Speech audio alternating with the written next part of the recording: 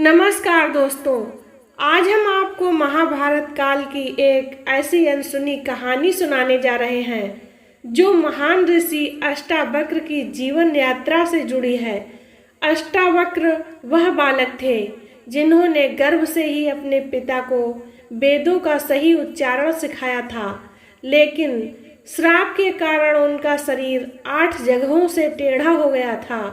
फिर भी उनकी बुद्धि और तपस्या इतनी तेज थी कि उन्होंने राजा जनक की सभा में पंडित बंदी को हराया, अपने पिता कहोड़ को जल से मुक्त किया और समंग नदी में स्नान कर अपने शरीर को सीधा कर लिया।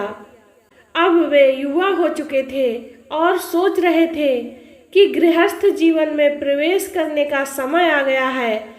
लेकिन जीवन में हर कदम पर एक परीक्षा होती है और यह कहानी उसी सब कठिन परीक्षा की है, जहां एक वृद्धा ने अष्टावक्र के संयम और ब्रह्मचर्य का इम्तिहान लिया।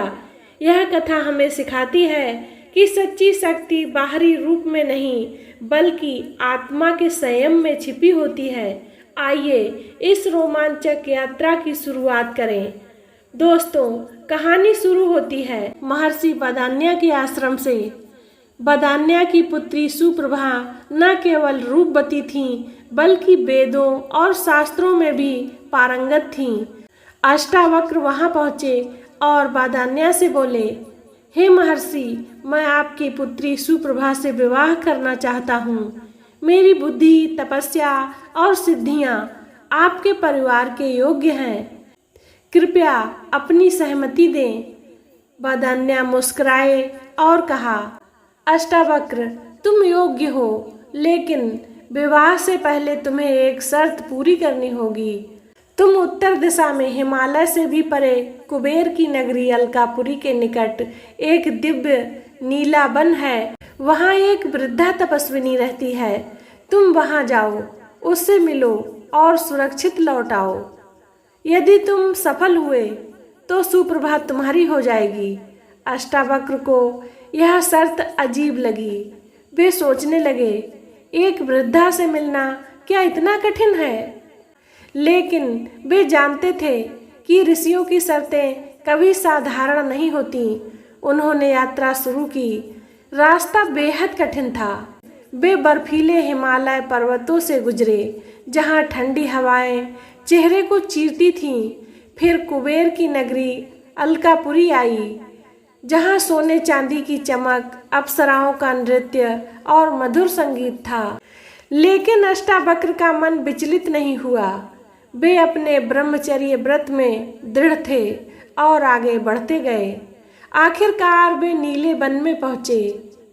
वन इतना दिव्य था कि हर पेड़ नीले रंग की आभा से चमक रहा था, मानो स्वर्ग का कोई हिस्सा हो। वहाँ एक छोटा सा आश्रम था। द्वार पर 7 सुंदर कन्याओं ने उनका स्वागत किया। वे बोली, हे महर्षि, आपका यहाँ आना हमारा सौभाग्य है। कृपया अंदर आएं और हमारी स्वामिनी से मिलें। अंदर जाकर अष्टावक्र ने एक वृद्धा को देखा। वह आभूषणों से सजी हुई थी, लेकिन उसका शरीर बूढ़ा और कमजोर लग रहा था। वृद्धा ने मुस्कुराकर कहा, हे युवा ऋषि, तुम्हारी यात्रा थकान भरी रही होगी। आज रात यहाँ विश्राम करो। हमारी 7 कन्याएं तुम्हारी सेवा करेंगी। अष्टावक्र ने विनम्रता से कहा, धन्यवाद माता, मैं यहाँ महर्षि बदान्या की आज्ञा से आया हूँ। रात हुई और असली परीक्षा शुरू हो गई।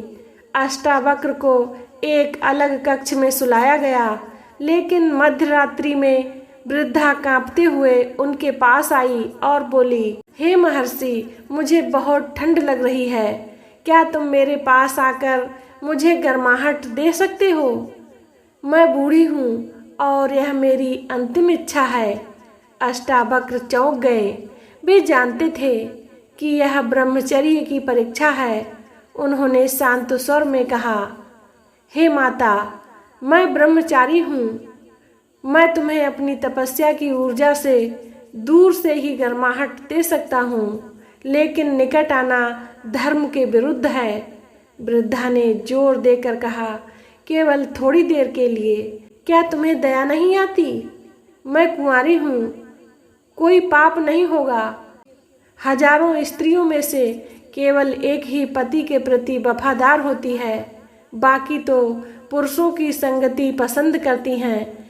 यदि तुम डरते हो कि मैं किसी और की हूँ तो मुझसे विवाह कर लो।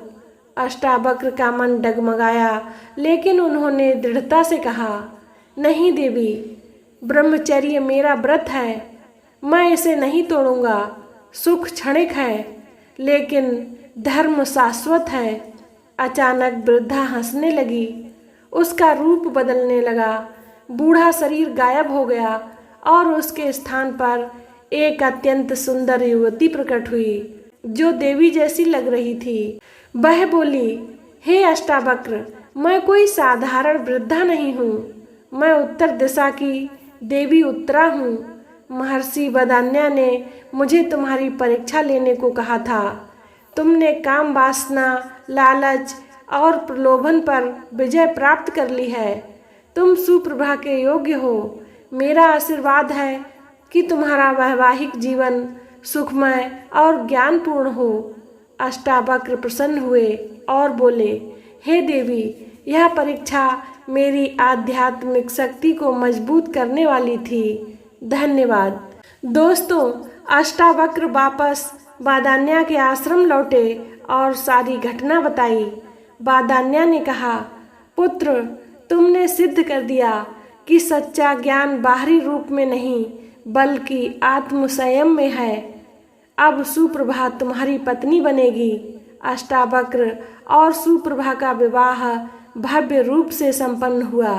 विवाह के बाद अष्टावक्र ने राजा जनक को अष्टावक्र गीता का उपदेश दिया, जो आज भी आत्मज्ञान का अमूल्य ग्रंथ है। दोस्तों, यह कहानी हमें सिखाती है कि जीवन में आने वाली परीक्षाएं हमें मजबूत बनाती हैं।